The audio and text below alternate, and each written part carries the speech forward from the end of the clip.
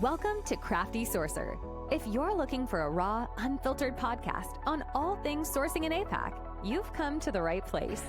Grab a coffee or wine and join your host and other guests as we dive deep into the complex and ever-evolving world of sourcing, keeping you informed on insights, tools, and even at times, a healthy sourcing debate or two.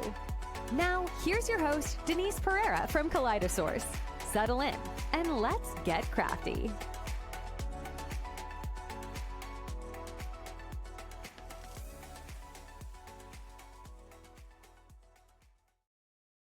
Hello, and welcome back to another episode. My name is Denise Pereira, and I'm your host of Crafty Sourcer and the founder of Kaleidosource.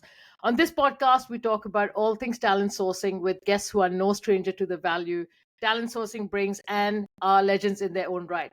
Now, our guest today is a local legend who has redefined candidate care and candidate experience, holding employers and recruiters accountable. So we are doing right by the people and the process. So let's get into it and let's get crafty. Steve Gard, thanks for joining us today. Thanks for having me, Denise. Great to be here. I know, finally, this is going to be take two, isn't it, Steve? It is. Let's gloss over that. Let's move on. You know, let's not reflect back on the past. Now, Steve, before we get into it, you know, of course, there's everyone that knows you here in Australia, but for the ones that don't, before we get into our chat, quick intro for our listeners, please. Yeah, so hi, I'm Steve Gard. I am the founder of the Circleback Initiative and Benchmarks, which is a candidate experience benchmarking platform. I am a career recruiter, so recruitment is all I've ever done. Started way back before the invention of email, and I've been ahead of recruitment for many years, and then started my own business about 6 days before COVID hit. It's not quite 6 days, but it felt like it. So that's me.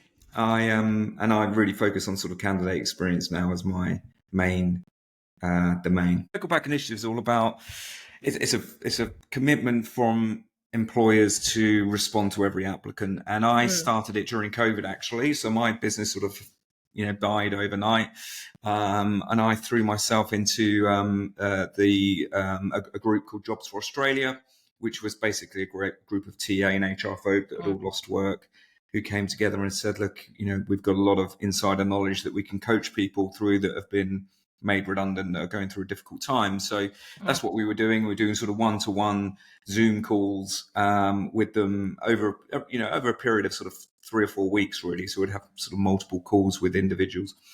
And it was there that, you could see the stress and anxiety people were going through, obviously being made redundant in an awful job market. But then those second and third calls, I was really starting to see the stress and anxiety levels going up. And 9 times out of 10, it was because they were saying, hey, Steve, I've applied for a job, I've not heard back, or I've gone for an interview and I've not heard back. So, they'd been made redundant, and then they were feeling ignored by corporate Australia. And, it really hit home that we shouldn't be doing this. And we've actually got the technology to get back to everybody. And that's really where it started. Circleback was born 2020. And we've got about 300 employers in different parts of the world, mainly Australia and New Zealand, that are leading the way. But we've got others in the UK, US, Canada, a few other locations as well. Amazing. And congratulations. You just celebrated your 4th birthday as well. So massive milestone, Steve. Well done. Yeah, well, I mean, it's 4 years. We're in our 5th year, actually, of the initiative, awesome. But we're 4 years old. So we run the initiative every calendar year. So this is actually the 5th edition. Yeah, amazing. I'm doing the easy bit. It's thanks to all the employers, right, that have got on board and said, hey, this is the right thing to do. Yeah. We want to, and the whole thing is it's really a sort of a movement for change to try and change the way that employers treat candidates. As simple as that. Absolutely. You mentioned you've got about 300 companies that are obviously committed to changing that. And from what I know, and CBI is simple, it's free. There's that commitment to respond to every applicant. It's doable, but there's still a massive chunk of employers that don't want to be held accountable, that are not signing up. Why do you think that is? And do you feel that we in talent acquisition or TA really do have a seat at the table to change that then with the higher management? Yeah, so there's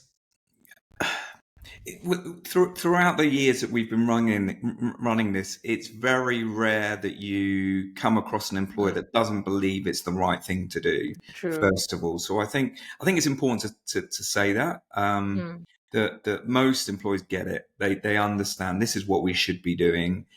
There's a few that have said, I don't believe we should be getting back to everyone, and they're very clear in my mind. I won't say who they are. And a lot of people have told me to get lost. Not a lot, but a few. And they're clear in my mind as well. But generally it's down to process or having a technology set up correctly. It is a big commitment because it's a public commitment. We ask them to put into their job ads or into their email acknowledgements that they will respond to every applicant. We put their logo on our website, which we get thousands of hits from, and a lot of them are from candidates that looking at employers that are on there. So it is quite a public commitment for an HR recruitment team to make. Yeah. And I think sometimes that can be a little bit, what happens if we don't get back to somebody?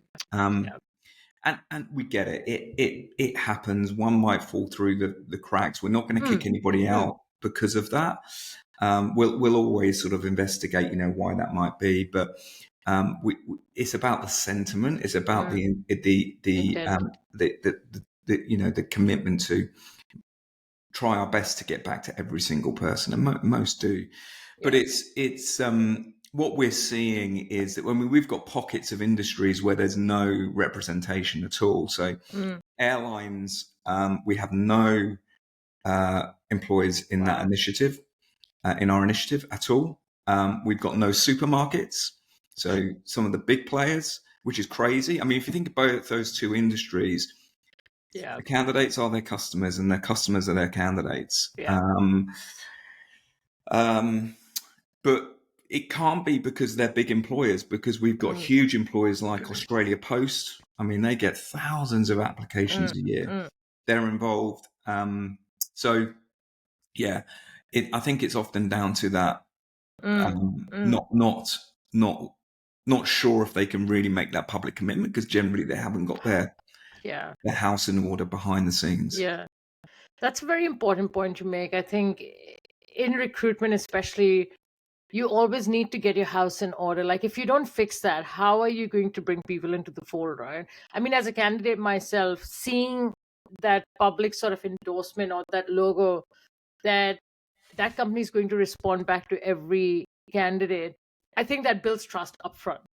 That puts a bit more faith in that, yes, my resume is just not going to sit there in a pile of another 100 resumes. Whether or not I get the job, I'm still going to hear back. There's going to be that sort of closure from someone. You and I, Steve, we were talking about before this. We were talking about Phenom's annual State of Candidate Experience Benchmarks report that's recently actually come out, and Jan Tiggs basically gave this rundown, and I wanted to share some stats in this call. And there's some really glaring stats here, and I'm sure this is no surprise to you, Steve, but it said that only 12% of companies provide thoroughly personalized job recommendations based on candidate profiles and behavior. That's a massive missed opportunity. One thing that stood out for me was 0% of companies communicate application status to the candidate after the initial email confirming submission of an application. Now, there's quite a few posts that I've read, and I know Darren Bush, and I'm going to take his name here. I know he's a big advocate for companies or tech vendors actually implementing something where we know where the hell our application is in the process. Where do you think, what are some practical tips that employers, recruiters can be doing, should be doing now, that need to be part of the implementation or the hiring process to implement that? Because these numbers need to change, and it's not rocket science, but we just make it so much more harder for ourselves. Yeah, I haven't had a chance to read that report yet. But I get asked this question quite a lot. Where do we start with candidate experience? Where do we start to improve it? It's a huge, huge subject, and this is why I really focus on candidate experience, because for me, it trumps everything else that we do in recruiting.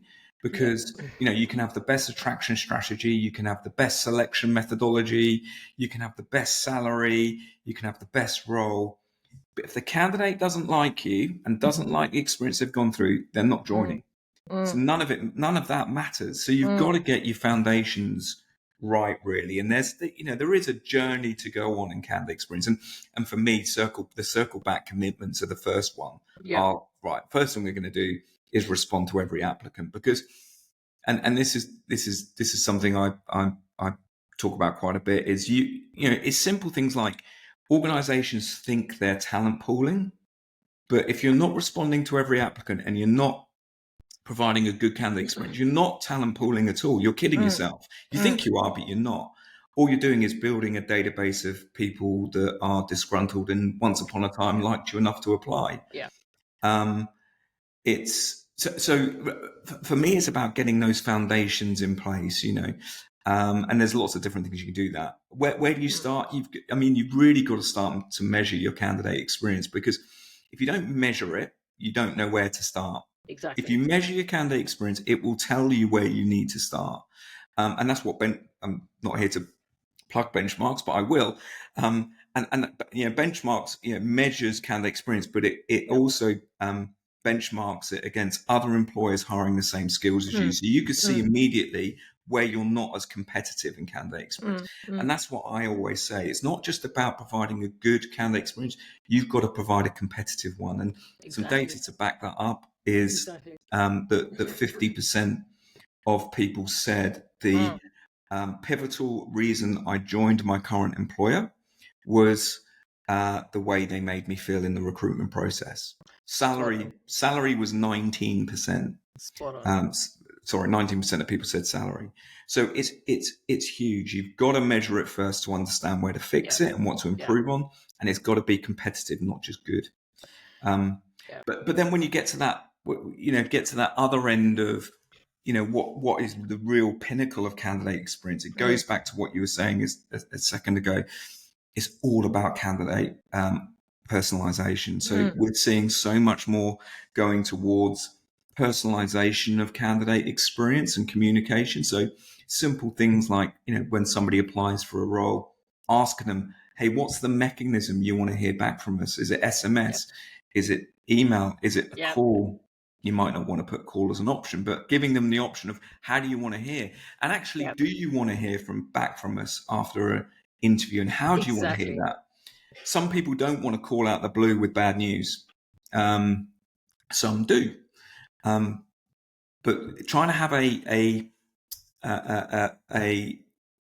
standardized approach to communication that's evolving a lot more. And it's not hard to come up with a strategy or framework to say, all right, if X number of candidates have applied and they're not right, or we've already selected people, this is what we need to go back with. Okay, someone has come through the first round of interviews, we've spoken to them, this is what our template of feedback needs to look like. They've gone through the whole end-to-end process, this is what we need to be doing to make sure that we're giving them a good experience. But I think also where that missing link is always sometimes the in-between, and I think we sometimes as recruiters forget that.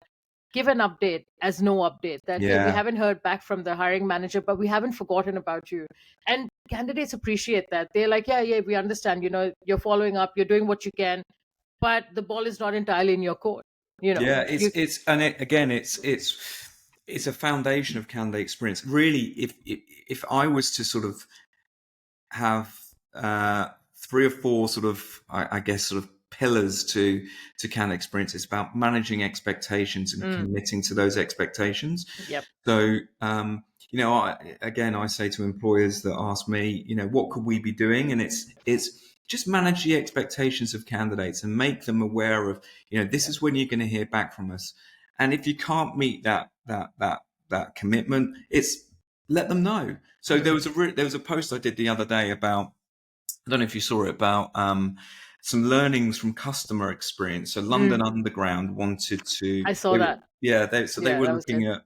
at, what would improve customer experience, and they looked at, was it more trains, faster trains, more comfortable trains, and what they worked out was it was actually putting displays, those dot matrix displays on the platform to show you when the train was arriving. Very simple stuff, right? But what it said was they worked out that somebody is more willing to wait 9 minutes for a train knowing it's coming in 9 minutes than wait for a 4-minute train in a state of uncertainty. Yeah, I think that's huge. There's so much learning from that. Yeah. So if candidates are aware of what's happening, generally it's fine. You know where you stand. This actually reminds me of over here, we have PTV, which is the train and the trams network here. And I remember I had to catch a regional train. And because Southern Cross, I don't know if you've been to Southern Cross, Steve, but it's the largest sort of train station in Victoria. And it's huge. So to get from one platform to another, you are looking at easily a 7-minute walk or whatever that looks like. And I remember one day the board didn't say anything. So we were all like scrambling. Whoever had to catch the train from platform, wherever we were downstairs, we had to cross the other side in the next 5 minutes because the train was leaving. And there was no formal announcement, no communication, nothing. And the only way we heard was because the customer service guy was standing there and he was like, everybody go to this platform. But that was only in 5 minutes we had to get there. Yeah. So a lot of people actually missed their train. And everyone was really annoyed because we were huffing and puffing, running, trying to get there in time. So to your point, yeah, it matters. We would have rather waited. We would rather gone to the platform and waited another half an hour if we had to. But just knowing where you stand holds a lot of importance. And I think, this is something that seems very simple, but a lot of people just complicate it for some reason. I can never understand why, being in the same sort of profession as well. In one of your posts, you said, and rightfully so, you said you have two employer brands, one before someone applies and one after someone applies. And the difference is candidate experience. And I love that because it is so true. What's been the most eye-opening and probably not so surprising data that you've seen through benchmarks that's come through? It's a good one. There was some data that we sort of analysed a couple of months ago, actually, that showed that in some cases, and this is about, again, why candidate experience has to be competitive, not just good. We were seeing that some organisations' data for candidates that were unsuccessful after interview, so rejected after interview, their candidate experience was better than some hired candidates' data. Wow. Interesting. Really interesting. So that was a bit of an eye-opener, actually. So some organizations that candidate experience is so good that people are walking out of the interview not getting the job and rating them higher than some organizations where they actually hire the candidate. For me, that was a real eye-opener. And that's we go back to those employers and say, hey, look, this is something you really need to amplify. So candidate experience measurement is not just about finding things to fix, it's about finding things to amplify as well. So what is it that you're doing there that you can amplify and do more of? And which departments is that happening in, and which certain roles, and where is it not happening? And how can you translate that to that particular business unit or that particular type of recruitment that you're doing? That's very fascinating. So the data that came out was that people that had gone through the process but didn't get through, the data was better than someone that was hired. So what was the reason why? Was it because of timely updates, or what was the reason that the hired person or whoever was? It was a bit of a mix, really. It was things like the quality of the interview. So being able to see that actually the yes, you were rejected from an interview, but actually you were given a fair go. And actually it was a professional interview. They were on time. They treated you with respect, but also, the depth of sort of questions and things like that. So how good, I guess, technically was the interview makes a huge impact. So, and I learned this many years ago. So I lived in the Middle East for a number of years, and I did recruitment for a very large retailer there. And we were finding that, and we built some assessment centers, and we made them specifically hard, because we wanted the very best. But one of the interesting bits of feedback that I got from that, from those in the early days of those assessment centers, because we're a little bit nervous, are we making it too difficult? And this was luxury retail, so we needed really good concierge type customer service. One of the bits of feedback I was getting in the actual assessment centers from candidates was, this is tough, this is hard, but what it shows me is you take your recruitment decisions very, very seriously. And if you take that seriously, it shows you're probably going to take my career seriously. But also, if I get through this, knowing how difficult it was, I'm more likely to accept the job, and I'm more likely to accept it because I've already achieved something with you. So what else can I achieve with you in the future? So yeah, it's really interesting, how the quality of the interview from the candidate is perceived, and what impact that has on the ability to hire them, your ability to talent pool them, and ability for them to also create new applicants for you through word of mouth. Very, very, very interesting, Steve. On your point before this, sort of just thinking about the data point around people that weren't successful, and obviously the feedback from that was really good.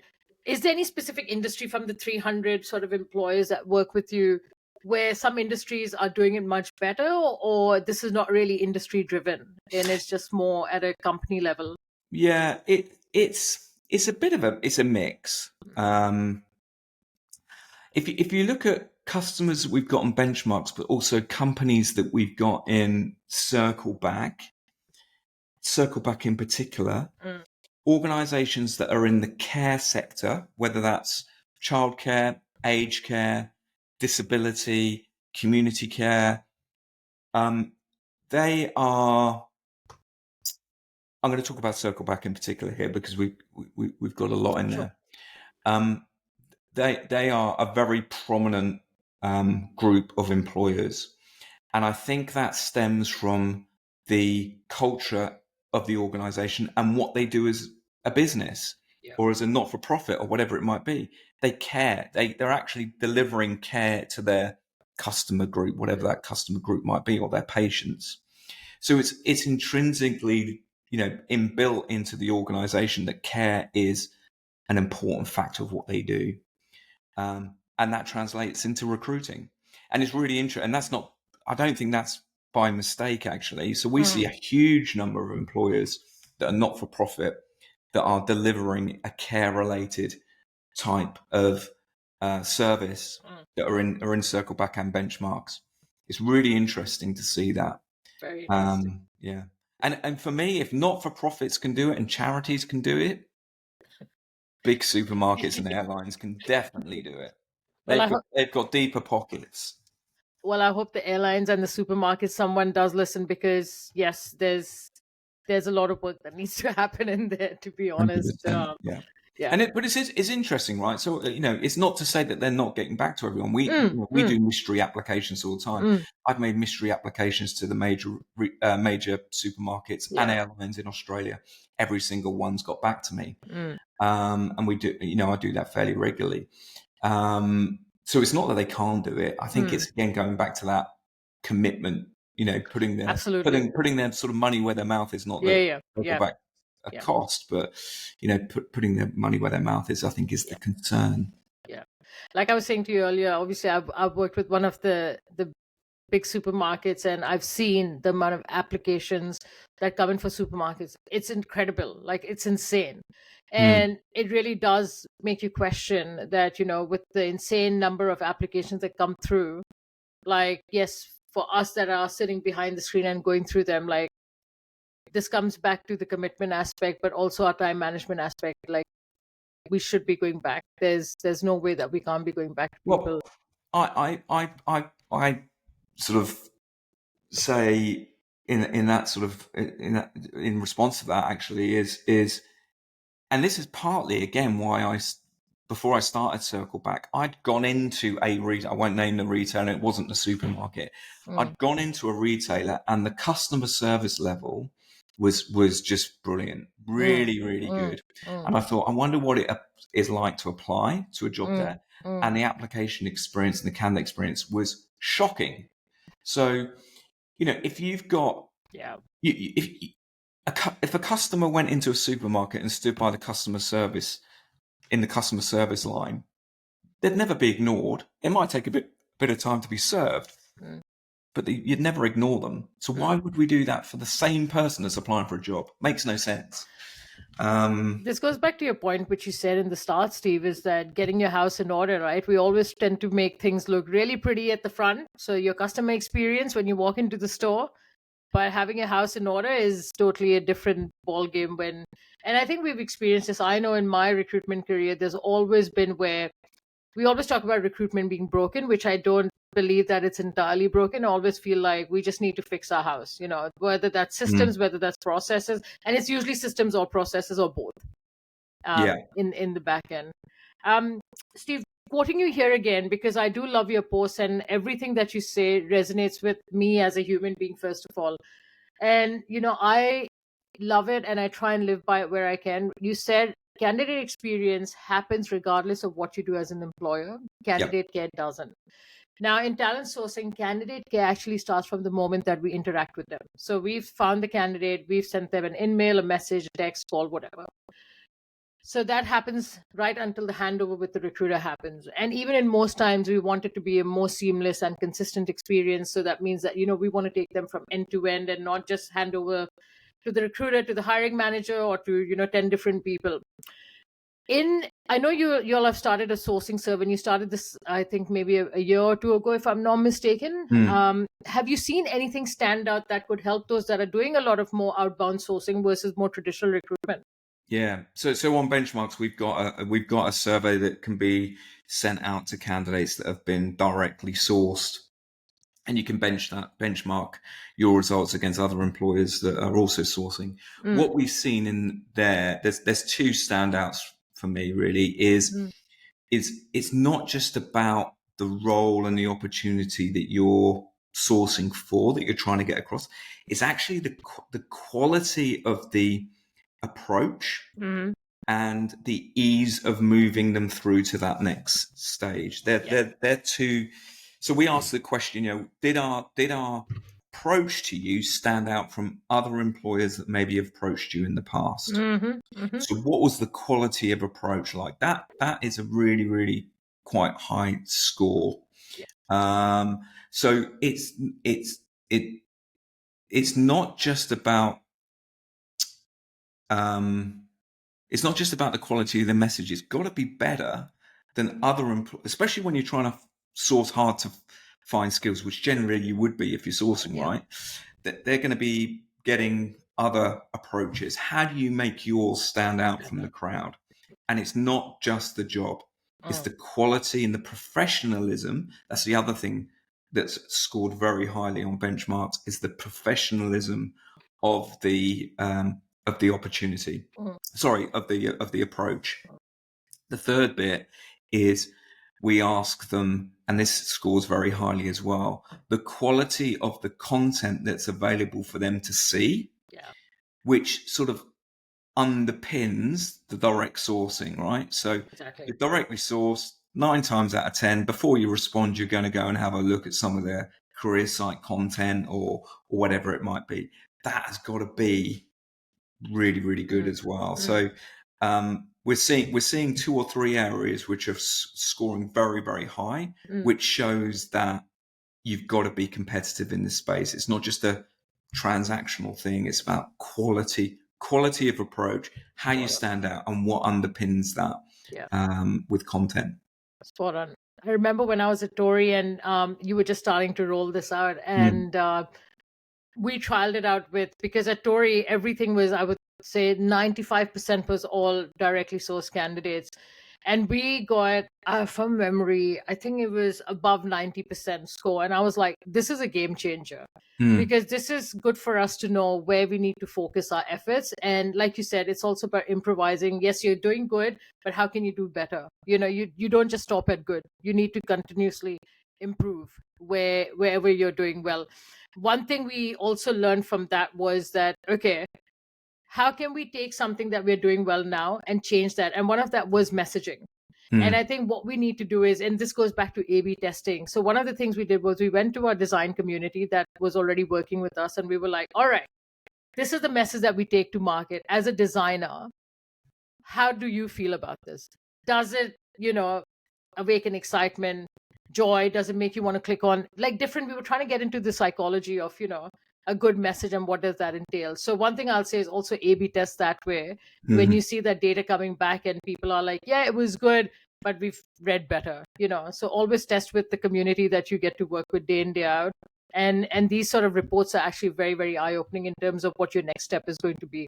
Yeah. And this is this is a really critical area again, it goes back to why measuring candidate experience is really important, because if you don't ask the question of the people you're directly sourcing or have directly sourced, you're never going to learn. So, you might just continue doing the same thing, because you think it's working, but actually, those target candidates are actually, speaking to other employers that are doing it better. Yeah. And you can't change the job that you're directly sourcing for, but what you can do is change your methodology, your messaging, how you're doing that.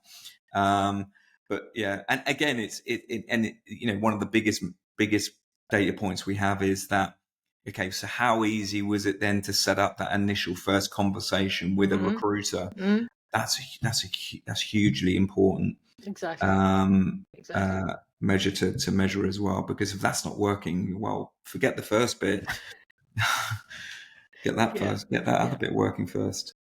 I think also people should not just use it because it's there to use, and this should be used properly as well, and do something about it. It shouldn't be used like an exit interview, and we've all seen this where people will ask you the question, why are you leaving? What's the reason? And then after that, no changes really happen. So this is there for a reason. It's for us to improve our processes, do right by the candidate, and obviously hold ourselves accountable in a role where we should be doing this anyways. Steve, this has been great. And I know you're also presenting a free candidate experience masterclass this whole month starting the 9th of July. Yeah, so in partnership with JobAdder, who are one of our Circleback Initiative sponsors. So all of our sponsors help us keep Circleback free for our employees. Awesome. So it's a 4-week, so once a week for 4 weeks, masterclass on a different subject. It's only 30 minutes each week, completely free to get involved. That starts this week. I'm not sure when this is going to go out. It's going to go out this week, but yours is starting tomorrow. Your podcast will be out the day after. So everybody, please sign up. I've already signed up, and I can't wait to see what's going to happen in the masterclass. But Steve, thank you so much for joining us. This has been great. And, I can only see, CBI and benchmarks going from strength to strength. And I wish you all the best with whatever you're going to be doing next for us. Thanks, Denise. Appreciate your kind words. All right, everyone, and stay crafty. See ya.